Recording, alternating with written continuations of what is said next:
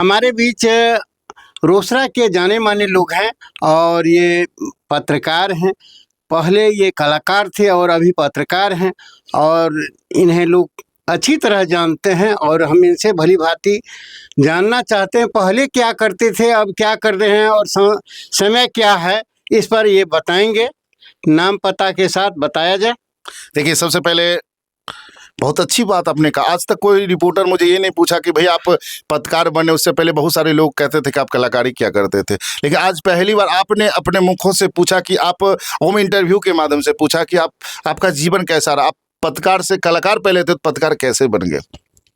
तो सबसे पहले जितने भी हमारे पलटन लाइव खबर से देख रहे श्रोता सभी को मेरा प्रणाम। और भली भांति मुझे जानते होंगे, मेरा नाम संजीव कुशवाहा है। भली भांति मैं एसएलजी न्यूज़ के संचालक है और मैं छोटा मोटा रिपोर्टर हूँ। मैं बड़ा नहीं कर सकता हूँ, छोटा मोटा रिपोर्ट हूँ, लेकिन आप लोग का इतना प्यार मिलता है कि हम इतना ही मस्त है। और आपका एक प्यारा सा सवाल था कि पहले ये बात सच है कि मैं 2016 से पहले, 2016 नहीं कह सकते, लॉकडाउन जब पहली लॉकडाउन लगी थी उससे पहले मैं कलाकार था। और लॉकडाउन जब से हुई मैं उसके बाद सोशल मीडिया पे काम करने लगा। देखिए, मैं कलाकार जरूर था, मैं सच्चाई बताता हूँ, मैं कलाकार जरूर था। मैं 2008 से, याद होगा कि 2008 में एक हम एल्बम बनाए थे रोसड़ा की सरजमी पर पहली बार। वो एल्बम का नाम था रोसड़ा में बवाल। भली बात है, हमारे चैनल के माध्यम से आपको देख रहे होंगे, जितने भी श्रोता वो समझ रहे हैं कि यही संजीव कुशवाहा है जो रोसड़ा की धरती पर पहली बार कोई अगर गाना का शूटिंग किया था तो मैं किया था। बहुत सारे स्टार आए थे पटना से। मेरा एक सपना ही था कि कोई भी स्टार हो मेरे रोसड़ा में आके, क्योंकि रोसड़ा के लोग देखे। और मैं देखिए होता कि एल्बम बनाए, उसके बाद मेरी एल्बम मार्केट में उतना चल नहीं पाई क्योंकि मेमोरी का ज़माना था। और उसके बाद मैं स्टेज शो किया करता था और छोटा मोटा स्टेज किया कर। देखिए, किसी को सीढ़ी पे चढ़ने के लिए पहले नीचे से चढ़ना पड़ता है, तब छत पे लोग पहुंचता है। मैं छोटे छोटे कदम करके बहुत कष्ट किया हूँ जीवन में। कलाकार बनने के लिए मुझे जीवन में बहुत कष्ट हुआ। मैं कितना का क्या नहीं, मतलब बेगारी समझिए। कलाकार अगर कलाकार भाई देखते होंगे तो समझ रहे होंगे, बेगारी भी करना पड़ता, उनका बैग उठाओ, ये उठाओ, ये उठाओ, मतलब बड़े बड़े कलाकार का ऐसा होता है। तो उस समय में सबसे पहले मैं स्टेज शो किया करता था और उसी स्टेज शो के क्रम में छपरा में प्रोग्राम किया करता था। और छपरा में मुझे शंभू बाबा से मुलाकात हुई थी, जो खेसारी लाल के गुरुदेव हैं, जो खेसारी लाल भोजपुरी स्टार, उनके गुरुदेव हैं शंभू बाबा। और शंभू बाबा के स्टेज ठीक सामने और मेरे सामने दो, पहले क्या होता है छपरा सिवान में शादी होता है ना, तो लड़की वाले के घर पे लड़का वाला को नाच पार्टी लेके आना ही पड़ता। वो ऑर्केस्ट्रा लाए चाहे अल्लाह रुदल है, कुछ लाना ही पड़ता था, वहाँ का परंपरा आ चुका है। तो मैं जब प्रोग्राम कर रहा था तो शंभू बाबा भी एंकिंग कर रहे थे वहाँ, मैं भी एंकिंग कर रहा था। तो मैं, आप लोग का प्यार था कि मेरी आवाज़ में ऐसा जादू था, मैं तो नहीं कर सकता हूँ, लेकिन मेरी आवाज़, लोग कहते हैं कि मैं प्रोग्राम कर। शंभू बाबा स्टेज पर से देख रहे थे कोई लड़का बोल रहा, तो शंभू बाबा उतर के आए थे हमसे मिलने के लिए। वही बोले मुझे पहचाना, तो बोले बाबा हम तो छपरा में पहली बार आए। तो बोला मेरा ही नाम है शंभू बाबा। तो मैं कैसेट में सुना करता था शंभू बाबा, लेकिन ये नहीं जानते खेसारी लाल की यही गुरुदेव है। जब बोला मैं खेसारी लाल को पैदा किया हूँ तो मुझे बड़ा खुशी मिला कि आज अच्छा किसी से मुलाकात हो गई, मौका था।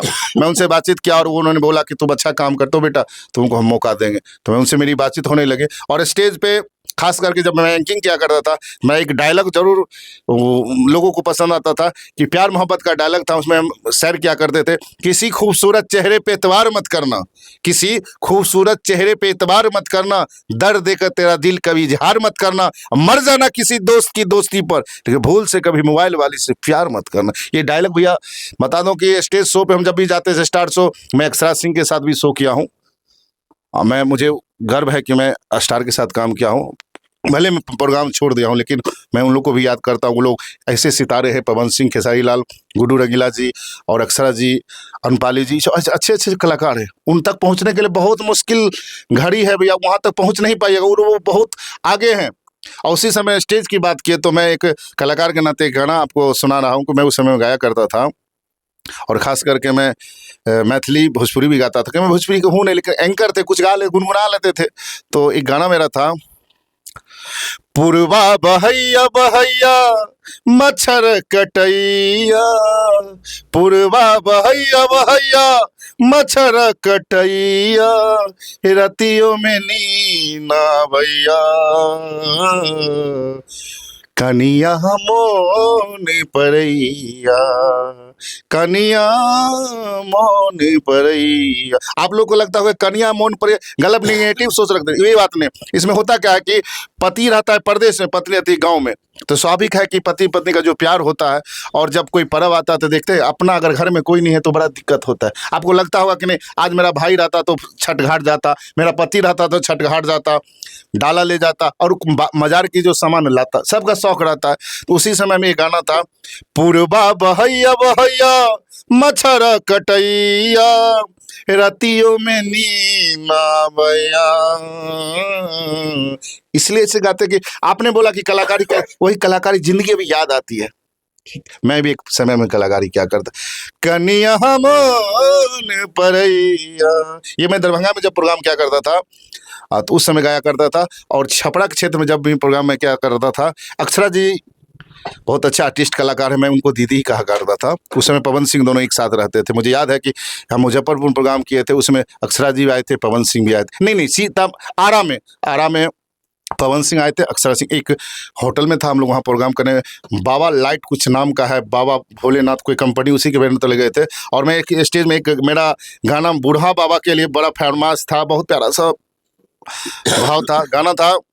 उस समय में एक गीत खूब वायरल हुआ था कि वो गाना कौन सा था, ए बूढ़ा काजर लगा ला फिर अइहे ना जवानी, उसी पे मैं एक गाना गाया था, अरे बूढ़बा चले लू ससुरारी, अरे बुढ़िया लगावे लू के बारी, कहेला पलटन बाबा हो तनी देखा ना नजरिया हो। मतलब जो लोग वहाँ रहते उसके नाम से। और उसमें एक भाव नृत्य था, गले मर से बुढ़वा घूमत रहलन, बुढ़िया के संगे घुमावत रहलन, बुढ़वा लुभा जाई बुढ़िया लजा जाई, नजर में नजर मिलावत रहलन। ये गाना जो था ना स्टेज शो पे हम गाया करते थे, अब बहुत वायरल था बाबा, बहुत वायरल, लोगों को ज़्यादा पसंद, बुजुर्गों को ये गाना कहीं का अश्लीलता नहीं है, गाना बहुत उन लोगों को अच्छा लगता था।